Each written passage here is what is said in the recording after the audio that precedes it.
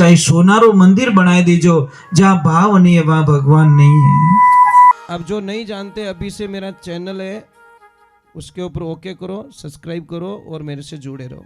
बहुत सारी बातें ऐसी बताई है मैंने जो पवन सुत हनुमान की, पधारे हुए सभी भक्तों की, बोली महादेव की।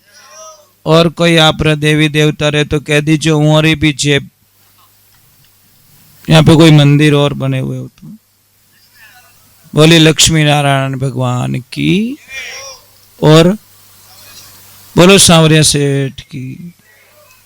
हाँ, जो बाकी में तिराग छो भाई, एक पात में सबने बैठा, दो ने जिम्मेवन, तीजोड़ा ने भूखो राखो तो थोड़ो बक्को ही लगे कि भाई क्या तो बैठाना नहीं चाहिए, तो जैसा आता वैसा। ये भगवान का प्रसाद है।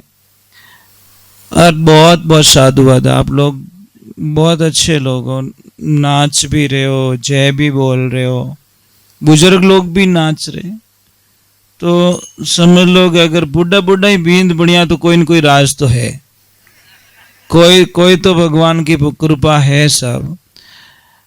कई लोग क्या करते हैं कि हमारे लोगों की थोड़ी धारणा कुछ अलग होती है। अभी आप लोग नाच रहे थे, आनंद ले रहे थे, भगवान का नाम ले रहे थे, तो किसी के मन में एक शंका पैदा हो गई कि महाराज जी आप कथा कर रहे हो, बहुत अच्छी बात है, भजन सुना रहे हो, बहुत अच्छी बात है, परंतु हमारे मन में एक शंका है कि क्या है। महाराज जी ने पूछा क्या शंका है? कि भगवान को अगर प्राप्त करना है, भगवान को मिलना है, तो क्या कोई डिग्री की जरूरत होती है?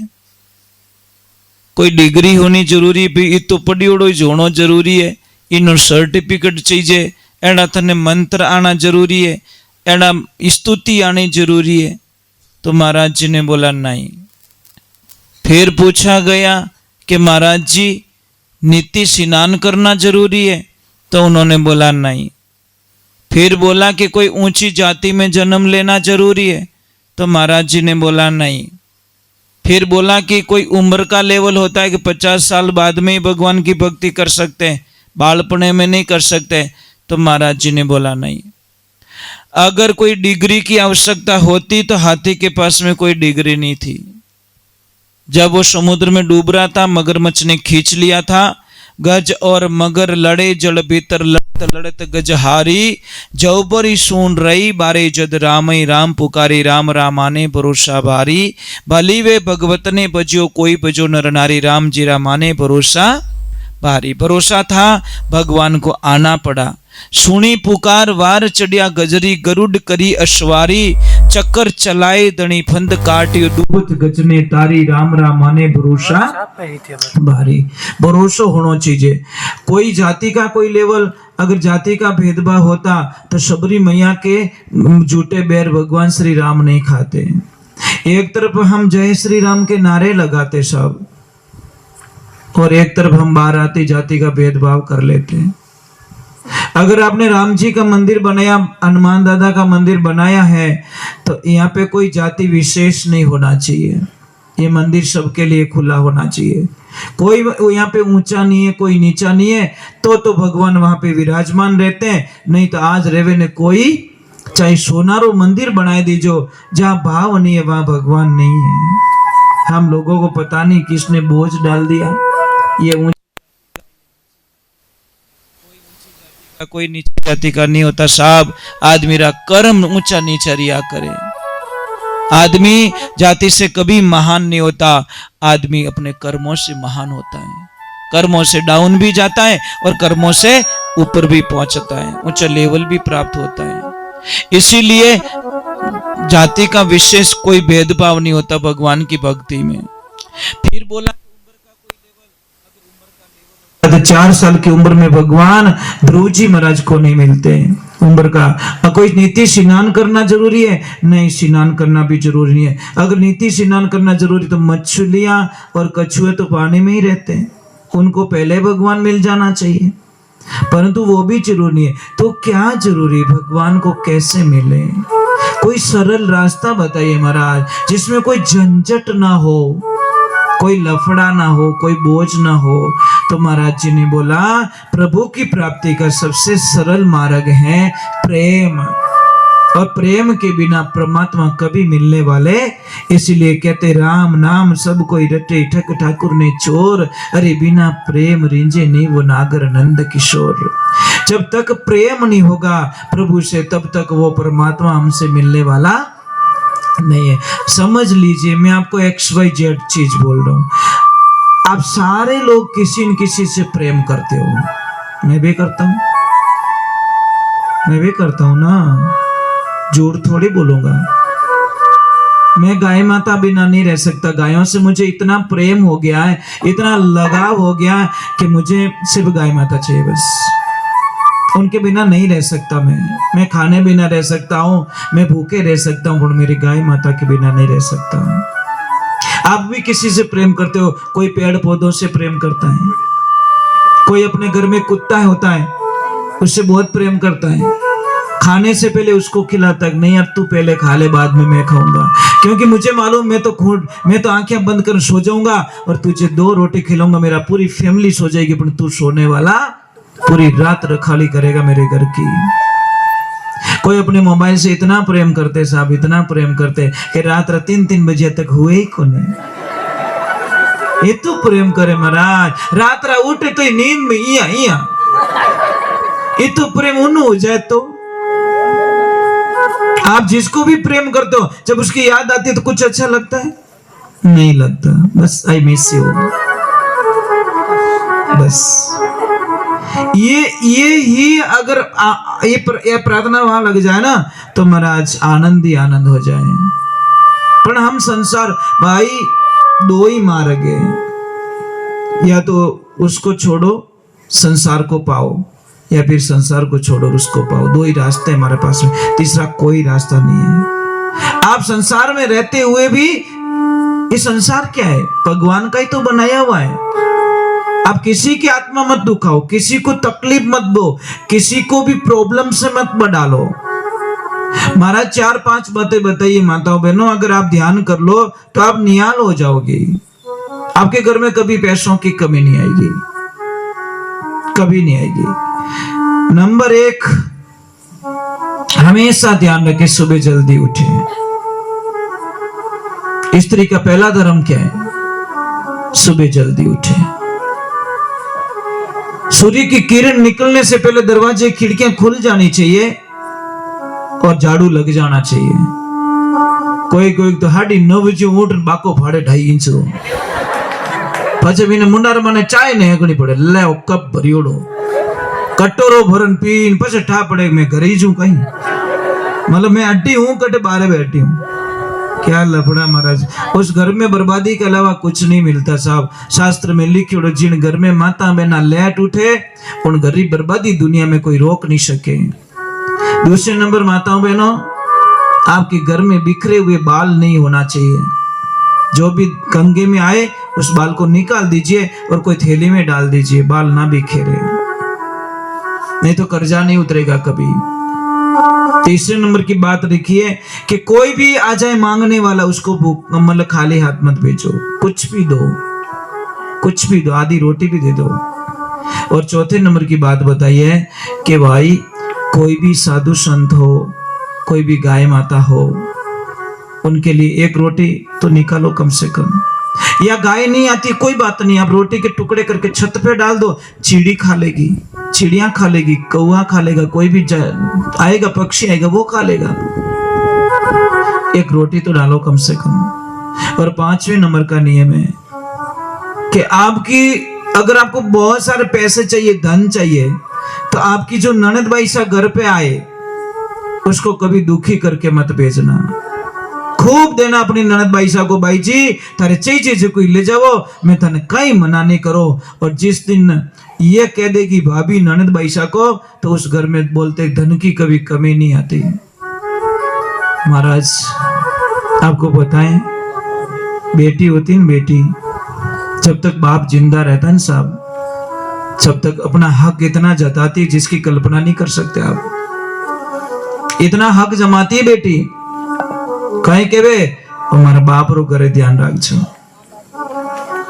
मजाक नहीं करूं, छोटी छोटी बात पे वो लड़के भी ले लेगी, क्योंकि उसको पता मेरे पापा है। जब पापा दुनिया से चले जाते हैं, समझ लेना, जब जोर से कोई आवाज आए तो सोच लेना इस सिर्फ उसकी बेटी ही ऐसे रो सकती है, दूसरे में से की औकात नहीं है जो उस आदमी के लिए इतना रो पाए। कोई उसकी पत्नी भी नहीं रोएगी, साबित नहीं है। बेटी को देखना, कई बेटियां होश भूल जाती है, बॉडी पे आने पहले हॉस्पिटल ले जाई जाती है, क्योंकि बेटी कभी नहीं चाहती कि मेरे पापा दुनिया से चले जाए, कभी नहीं चाहती महाराज। बेटी इतना प्रेम करती है पापा से कि वो सब दुनिया के दुख सहन कर सकती है, अपने पापा को खोना नहीं चाहती महाराज। और जिस दिन पापा दुनिया से चले जाते हैं ना, बेटी के सारे अरमान टूट जाते, अब कुछ नहीं बचा मेरा पियर के अंदर, क्योंकि ना तो वो राज मिलेगा ना मुझे वो लेवल मिलेगा। और पापा भी तो बेटी से कहां कम प्रेम करते साहब, कहां कम प्रेम। बेटा ने हाका कर लिया, पर बेटी ने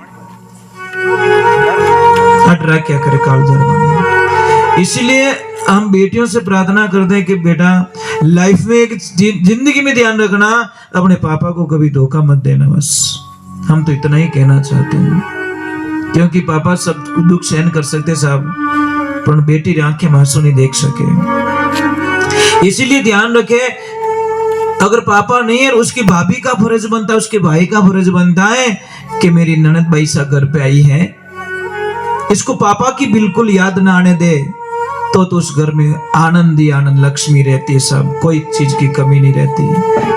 पर आजकल तो भाई भी बहन को देता नहीं तो छाने छाने हेल्प करनी पड़े।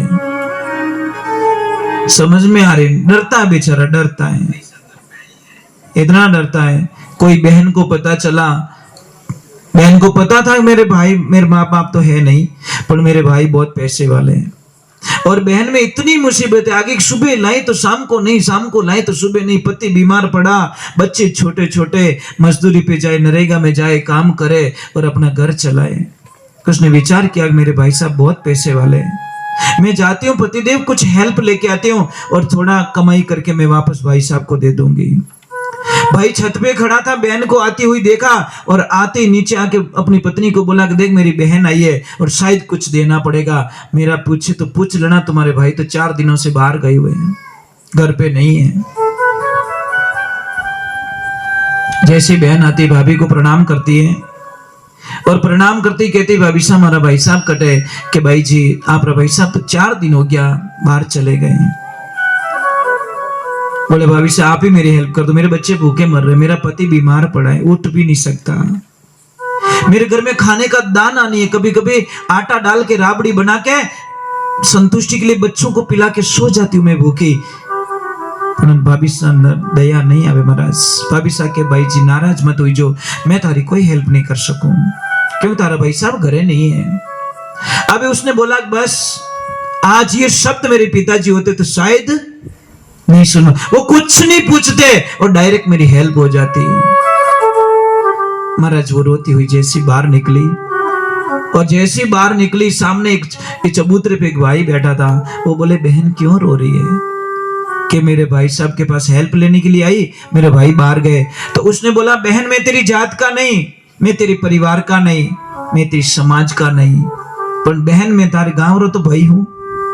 भाई गांव रो तो भाई हुआ करे क्या नहीं होता, भाई गांव का भी तो भाई होता है कि बहन मैं तेरे गांव का तो भाई हूं, चल तुझे क्या चाहिए। अंदर से आवाज आई लक्ष्मी जी कि हाँ पति देव ननद भाई से आया है, यानी कहीं कहीं जो चीज को दे दो। अरे लक्ष्मी मिले तो ऐसी मिले महाराज। उसने तो पूरा गाडो ही भरन दे दियो, बैल गाडो, धान दे दिया, बिस्तर दे दिया, पैसा दे दिया और बेटा ने रवाना करियो, जा बेटा बुआ जी को छोड़ के आ इनके ससुराल। जैसे दोनों चले गए, पीछे पति पत्नी दोनों बात कर रहे कि हे पति देव अगर हमारा बेटा गया और हमारे ननद भाईसा ने कुछ बना के उसको जिमा दिया, वो जिम के ऐसे ही आ गया, उसके बदले में कुछ ना दिया तो हमारा धर्म खत्म हो जाएगा। पर जैसे 2 दिन होते हैं बच्चा आता है अकेले ही पैदल पैदल। तो पापा मम्मी ने पूछा बेटा बैलगाड़ी कहाँ है? अरे पापा जी बुआ जी ने मुझे भोजन जिमा लिया, जेब चेक किया तो 1 रुपया नहीं निकला, देने के लिए कुछ था ही नहीं मेरे पास, बैलगाड़ी थी दे के आ गया, खाने के बदले में इसलिए शास्त्र कहता बहन और बेटी के घर का कभी खाना नहीं खाना चाहिए। शास्त्र तो वही कहता। धर्म तो अगर खाते हो तो पहले उसको दे दो, थाली के नीचे कुछ रख लो। 11 रुपए ही रख लो भाई, मैं नहीं कहता 1100 रुपए रखो। 1100 रुपए निकले तो टूपो आ जाओ महाराज। हाँ, समझ में आ रही नहीं? मोबाइल की स्क्रीन चली गई हो तो 5000 लागे ला, तू सुबह की सुबह जा रही है क्यों? मरनो ही कि मैंने कई लोगों को मैंने देखा है रात को नींद भी नहीं आती, मारो मोबाइल मर जागो मोबाइल बिना। कहीं मोबाइल करे तुम लफड़ा फाड़। ये मोबाइल तो मारेगा हम लोगों को। 20-20 साल तो खा गया है हमारी। दिन में 3 घंटे 4 घंटे इसको देते हैं साहब। कितना आप काउंट करना, 4 घंटे मोबाइल खाता हमारा, महीने के 120 घंटे कितना, और साल के शायद 1500 घंटे खा जाता है साहब। 1500 घंटा का दिन कतरा भी ठा पड़ रही हो नहीं पड़ रही हो? अरे घर में 20 साल मोबाइल चलाए तो 20 साल खा गया, मतलब 20 साल की टाइम की बर्बादी इसने कर ली हमारी। तो ये सोचने की बातें होती हैं। मैं नहीं कहता मोबाइल मत रखो, मोबाइल रखिए, पर इसमें अंदर मत जाइए। पानी में जाइए, पर पानी में इतने गहरे मत जाइए कि वहां से निकलना संभव नहीं। और आपने शायद 3 दिन पहले की कोई बात सुनी होगी, व्हाट्सएप पे या मैसेज पे या टीवी पे न्यूज देखी होगी। एक बेटे को मां ने सिर्फ इतना बोला कि पबजी गेम मत खेल, गम मत खेल। 4 दिन 5 दिन 10 दिन मां परेशान हो गई। आखिर में बेटे ने मां को गोली मार दी। ये 3 दिन पहले की बात है। एक ही औलाद थी, मां को खत्म कर दिया उस गेम के चक्कर में। बोले मां मुझे गेम खेलने नहीं देती, मां को मार दिया। बोलो क्या कर दिया उस मोबाइल ने? मां को मार दिया साहब। ये 3 दिन पहले की बात है, मैं ज्यादा दिन की बात नहीं कर रहा हूं। मां को मार दिया। वो बंदा गेम नहीं छोड़ सकता था? छोड़ सकता था, पर अपनी मां से भी ज्यादा गेम प्यारा हो गया। इसलिए महापुरुषों, ये नशा है। दारूड़ियो छोको वो पीन पड़ियो तो रेवे, वो नशो तो एडो जो आंखें भारी नहीं पड़े और हाथ काम नहीं करनो छोड़े जब तक मोबाइल ने छोड़ो को नहीं। इन्हें वास्ते इस मोबाइल से प्रेम करना छोड़ दीजिए, मोबाइल रखिए। मैं मना नहीं करता हूं, मोबाइल काम की चीज भी है। इमरजेंसी में कहीं फंस जाओ तो मोबाइल ही तो काम आएगा, परंतु मोबाइल में फंसना बहुत बुरी बात है। चलो एक बार जय बोलते बोले श्री भगवान की। तो आज के बाद एक नियम रखना आपको, बहन और बेटी का घर का जब भी खाना खाओ पहले थाली के नीचे कुछ रख देना। हमारे कई बुजुर्ग लोग तो अभी भी नियम पालते हैं, कई लोग पालते हैं, अभी भी इस वक्त में पालते हैं बहन और बेटी के घर का। कई हम तो जब से समझ आई है, मुझे 40 वर्ष हो गए, जब से ये बात समझ में आई तब तक ना तो बहन के घर का खाया ना बेटी के घर का खाया। ये चीज है, खाते हैं तो कुछ रख लेते, वहां से भूखे भी तो नहीं आते, यानी भी भूखे आते, परंतु उसके बदले में पहले कुछ रख लेते। नहीं, ऐसा तो नहीं खाएंगे, ये हमारा धर्म बनता है महाराज। चलो हम जो पहले जय बोलते बोले श्री भगवान की। एक तो सुबह सुबह है ना, चाय की जगह आप थोड़ा पानी पी लिया करो, गर्म पानी। जो गर्म पानी पीते हैं सब, उनकी जिंदगी में अपार खुशियां आती है। वो भी पानी घूंट घूंट पीना चाहिए। पर क्या करे महाराज, सुबह उठते ही पहले चाय चाहिए भी नहीं। क्या करे महाराज।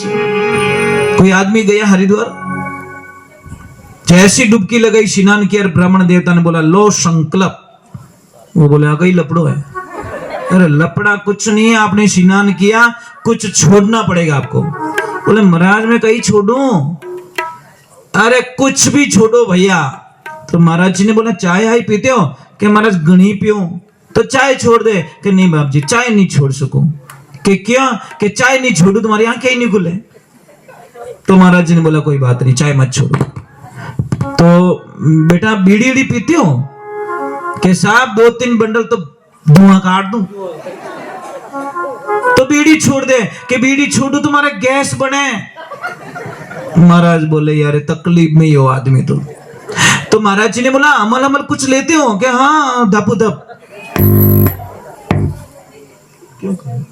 अमल में घणो ही खाऊं, तो अमल छोड़ दे। नहीं बाप जी, अमल छोड़ू तो मारा तो कब्जी बने। तो महाराज ने बोला मेरे बाप कुछ तू छोड़ दे।